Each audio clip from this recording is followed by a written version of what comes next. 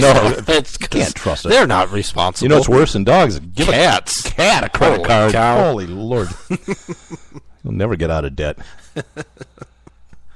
All right. I don't know. License for dog sitting. I mean, it's ridiculous. Yeah, it's insane. I wonder if you could accept gifts instead of fees. Well, they've had two, in November and December, 2 apartment residents that were cited. How much were the $1,000 fine? Oh, geez. Minimum. Oh, it goes up from there. $1,000 fine. Maybe it's $1,000 per dog. Jeez. Can't believe it. Are you kidding me? I mean, we're not talking about somebody running, a huge commercial warehouse out of their apartment building. Right. We're talking about a 15-year-old that's taking care of the neighbor's cat while they're on vacation. Right. It's insane. It's absolutely insane. Yeah. It's almost impossible to enforce it. I would think it would be impossible to enforce it, but well, except if you're using the app. Right. You're right there. It would be, if it was your neighbor coming over and doing it. Yep. Right. Well, yeah, we have more government regulation coming up with building stairways to heaven. What? Net neutrality. Who's going to heaven? Oh, net neutrality. What about it? I don't know anything about it. I think to start, Brian, if you could just explain what it is. All right. Well, it's about a net, and it's very, very neutral. Sweden. And, it's a Swedish net. And it sits there, and it doesn't judge you. So here's the thing. So net neutrality was a big thing a couple of years ago when the Obama administration decided they wanted to start net neutrality, and it's become an issue again. The problem is... Define it first. The problem is... Over the entire time, before that up to now, there isn't a good definition. Everyone you say net neutrality. It's like what does it mean? Terrorism. But in general, and kind of what we have in place now is government regulation that forces cable or internet service providers to treat all data equally. So they can't, for example, say the At Odds Show website. We pay them money, so they make traffic to our site faster. Mm-hmm. So if someone goes to our site, it loads real quick, but then if somebody goes to RushLimbaugh.com, he didn't pay them, so it's slower, right? So they're not... it makes it so they're not allowed to do that. By the way. Oh, well, that could happen in reality. I know. You said something about paying them? Yeah, well, it would be the other way around. He would pay them.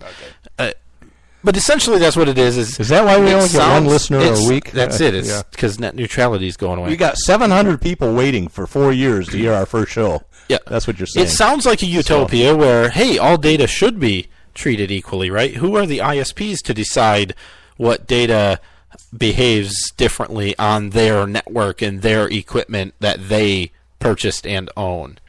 The problem is it's extremely socialist. Or communist.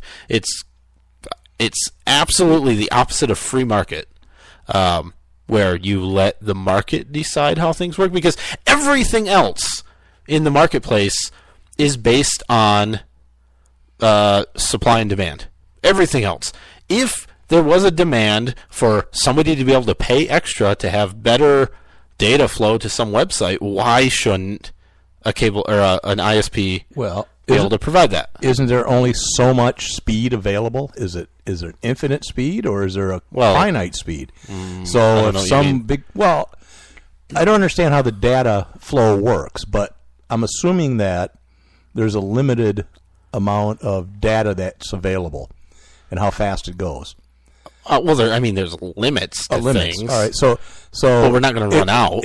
But what if you had a giant company that bought all of it? And then you and I don't have any. Mm-hmm. So here's the thing. Our show would be... Here's the thing. As great as it is, no longer available. This, like I said, net neutrality sounds like a good thing if you just think about it. It really does. But let's think about this. 2 years ago, when we didn't have net neutrality, none of this was happening. When it was perfectly legal for the internet service providers to do this sort of thing and screw over the little guy. Are you saying this has been going on for years? I'm saying for years, since the beginning of the internet, it has functioned just fine without government intervention. So we would still have just one listener regardless. Yeah, we would have. Yeah, we can't blame it on this. I'm sorry. Dang it. Yeah. So why it's becoming a topic now is the FCC under Trump is saying, I think we're going to look at pulling back some of this net neutrality crap, because what it does is the opposite of what people think it will do, and it actually strengthens the monopolies that we have in the internet service provider industry, where generally wherever you are, you have one choice for internet, or maybe 2 or 3. I have a few here, but what? Just checking the comment board. Why? I don't know. I'm just wondering. Okay, go ahead. You're very distracting. I don't know what I was saying. I'm trying to. Trump is trying to do it because they're finding out that the FCC saying it's not freedom. Let's get rid of it. The other thing is, why wouldn't we apply the same thing to every industry, right? You move into a town and there's no Walmart there. There's only a small store. Well, you chose to move into that town. And you know that small store is the only one available, so you pay the prices because that's where you get your milk. Mm-hmm. If you want to go somewhere that you can have the choice of Walmart and Meijer and Yaya's and whatever, wherever, if you want to buy milk at Yaya's. I don't know why I said Yaya's. What is Yaya's? It's fried chicken place. I'm sure they have milk. But, probably. Then that's where glass. You move. By the glass. Well, not by the gallon. I'm saying you have that choice. I don't know what I was saying. You completely threw me off. I'm sorry. What was my point? I didn't. You were pointing at nothing, and I don't understand why. Oh, you want me to explain? Yeah. I just wondered if we were getting any comments. Didn't you have a little comment thing over there on the screen? Uh-huh. I don't have. Why would that you screen. wonder that? No. I was just getting bored with you talking, and I was. Okay. Well, I don't know what I was saying. So all right. It's fine. Excellent. I prepared all week for that. Excellent. It sounds like it. Excellent summary. You prepared 20 seconds before I brought it up. I didn't have to prepare because it's a knew it. It's a very simple topic. Yeah. The problem is and you don't like it. The problem is the real argument against net neutrality is no, freedom is better than any government intervention in the marketplace. That's the short answer. But the socialists that like net neutrality, actually, there's a lot of, I'm quoting conservatives who like net neutrality because it sounds good, and we can't have big business. It's not going to be fair because Netflix and YouTube are going to use all of the datas. Well, that's they're going to steal our megahertz. It doesn't happen. Okay. It just doesn't happen. In what may come of it is like tiered pricing, where if you want top of the line and you want access to whatever you choose, you pay for it. That's perfect. You have more choices. Right. There's always going to be a place for low cost, bottom tier service if that's what you want. Is Netflix paying for a faster bandwidth now? Because if they are, they're getting screwed. No, they're not. Because they're not. It keeps freezing up on me like a penguin's butt in the Antarctic. That's cold. All right, so what do we want to do here? Let's go on to the next thing, or? Yeah, that's fine. United States Postal Service violated the Hatch Act? Say it ain't so. Oh, yeah, supposedly. I don't know. This one's kind of iffy, but so what happened is during the presidential campaign, the United States Postal Service allowed a bunch of, I think like 80 employees to take a leave, non-paid but like official union sanctioned leave. To do work for the union's political action committee to campaign for Hillary Clinton. Okay. Generally, it's not an issue. If you take a leave from a government job, you can be involved in politics. The Hatch Act essentially says that mostly while performing your duties in your job, you cannot make campaign for somebody, or you definitely can't have the agency look like it's representing some campaign or whatever it is. It has to be unbiased. The weird thing here, though, is that the labor union sent a list of people that wanted leave to like some executives in the post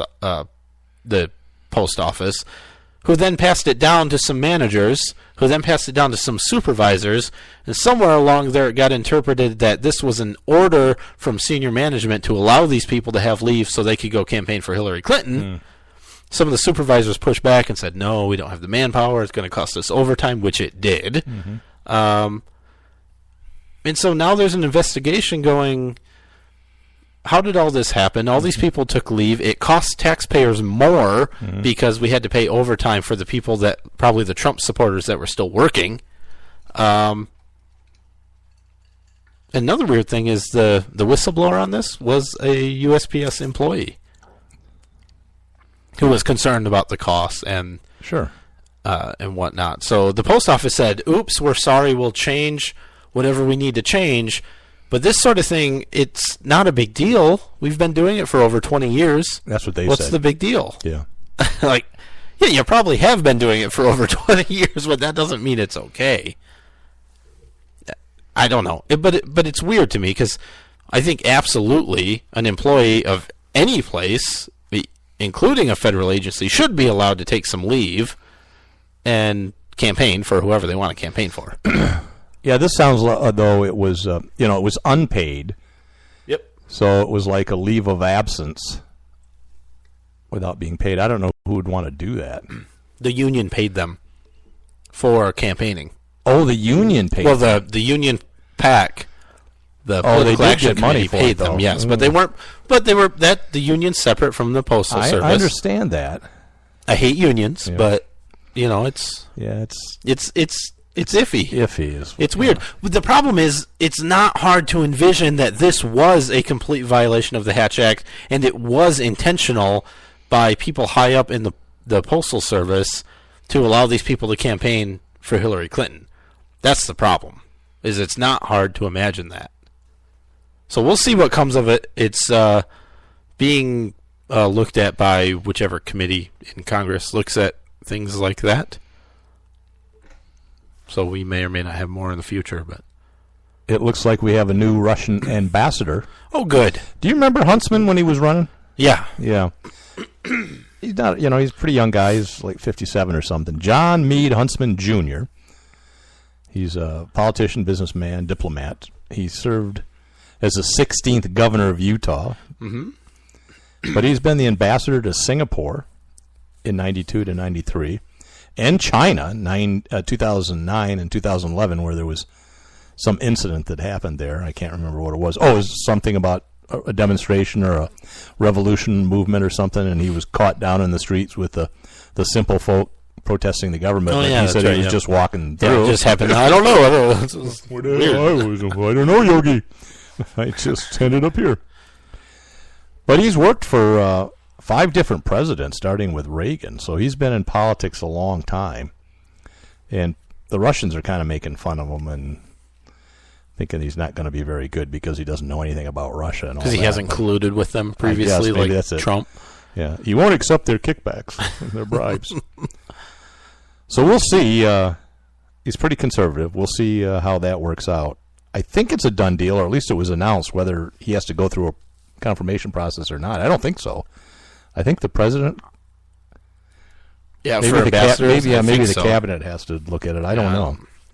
I don't know that much about politics. Yeah. That's obvious here with us. Let's take a break. No, really? Yeah. Do one. Oh, okay. Well, all right. We'll save the sad one for next. All right. Do you know? We'll talk about John McCain too. Trivia question. What? A trivia question. Oh, good. Good. It's going to be. It's a real easy one. Okay. I went with world history trivia. All right. So here it is. Okay. Just completely ignored the request from last week. I know. Who was the name of the Austrian-born politician who succeeded Hindenburg as Germany's head of state? Really? Yeah. That is an easy one, but okay. Yeah. All right, at outshow.com. We'll be right back. Lock it in. And rip the knob off. Red State Talk Radio.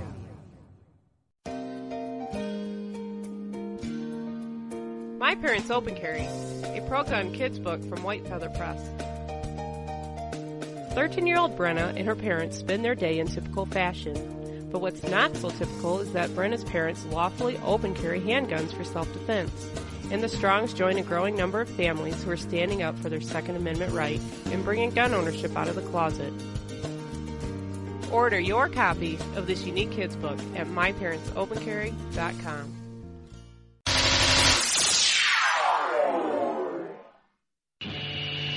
It's a bumpy ride through the political jungle with Nate and Brian.